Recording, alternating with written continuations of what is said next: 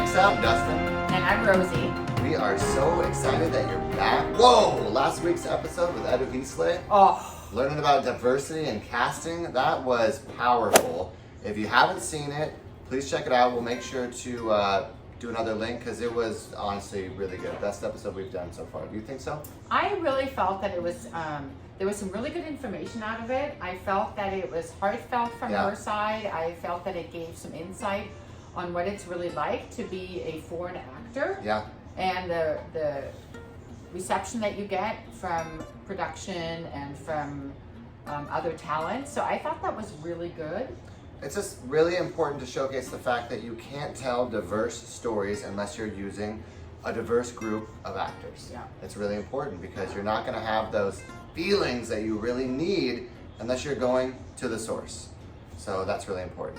Yeah, and she had some really good information, and I think that the way that you ended it, it really kind of full circled it and brought it back to exactly what the point was of that segment. Yeah. So if you haven't seen it, I would go back and look at that. Take a watch.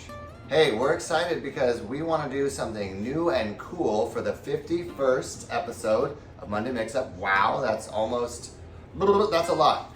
And we're going to try this thing. You know, it's a little kickback to an ode to the alphabet. And we're going to do an A to Z acting piece. Right. So each Monday we'll showcase a letter of the alphabet and a corresponding word or phrase or thing that goes with it. So yeah. And they can talk about letters too, you know? They can talk about letters. So let's start with A. A is going to be auditions. And inside of auditions, there are several things we want to talk about. Some techniques for auditioning, some ways to prepare yourself in preparation for auditioning, and how you handle rejection. Right, which is most of us get a lot of rejection. Yeah. And we have a lot of auditions for A lot of auditions. Yes, a lot of. What are some of the techniques, or what's your audition space look like? How do you go about your auditions? From an audition comes into your inbox. When an audition comes into my inbox, I actually put it into an app. For me, I use teleprompter, Okay. so that I can read the audition while I'm auditioning. So it doesn't look like I'm reading, and it goes directly onto my phone, which I use. Mm-hmm. I have a ring light, a very big one that I can adjust, and I can put my phone in vertical and horizontal space. And I also make sure that the background is pretty sparse, so it's only me that you see. Yeah. Not distracting. It's good in the background to be just simple. A good one that goes with the complexion of you. I tend to use a more of a blue-hued, grayish background. Right. I have a backdrop wall in my auditioning space. I also have a ring light, and I also have a couple auxiliary lights just to get that honed in. And in my space, I have several windows, so you can mess with the lighting that way too. Your auditioning space is going to be unique to you, but lighting and sound, those are things to consider in your space. Make sure sound and distraction is minimal. Make sure the lighting is optimal so that it's not glaring on you, and that we can see you and no shadows. Yeah, and I want to bring up another point. If you live in a space where you don't have audition space, because some people don't, Right. you can also rent a room in the library. Oh. You know, where you rent those spaces for study. Okay. They usually have a lot of windows. You Okay. can bring your ring light, It's a good idea. and the walls are blank. Yeah. And so you can go to your local library, close the door so Yeah. you don't hear a lot of noise. People are quiet in libraries anyway. Mm-hmm. And those rooms are specific for conversations.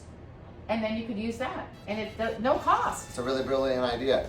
So when it comes to getting prepared for your auditions, so when my auditions, you know, I've applied to a job, an audition request has come back to me, whether it's with lines or with no lines, whether it's just actions or whether it needs another scene partner. Those are some things that are important to set up. Printing out your lines if you have them, going over them, highlighting your parts, getting the feeling of it, practicing and practicing and practicing. The benefit of having self-tapes is that you can make adjustments, you can look at your recorded self-tape and go back.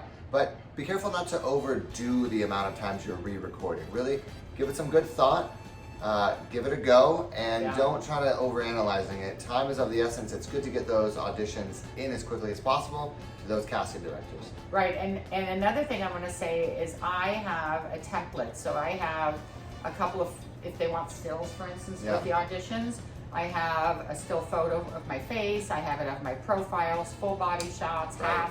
So I can sprinkle those in. I don't have to Okay. redo those. Yeah. So yeah, and I have a generic audition tape of myself. Okay. So if I don't have to say any lines and Sure. it's just I'm available for the project, etc., then I Right. just use those and I actually don't have to do so you anything. can quickly, like we were talking about, it's important to be quick, Right. get those requests and auditions back to the casting director so you don't lose any Right. time, because they're trying to make decisions. There's a lot of stuff going on in the background. Right. And remembering, the last point of this segment was rejection.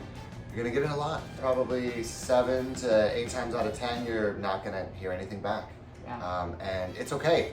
It's important to just keep going, because the more auditions, the more reps Yeah. you get, the better you get at practicing, and the more skilled you are, and then your percentages are gonna go up. But just remember, it's a numbers game. The more you audition, the more you put in, the more you will receive. As my mom always says, you get 24 hours to feel bad about it, and then you have to move on. Life is life. So you You get do 24 care. hours to feel bad about it, and then you have to move on to your next audition, and hopefully faster than 24 hours. I give you less than that. So on that note, happy Monday. Happy Monday. Thanks so much for tuning in. We'll see you next week. Don't forget to like or subscribe to our channel. It's the best way to support us. And if you want to come on, let us know. Leave some comments. Yeah. See you later. Bye.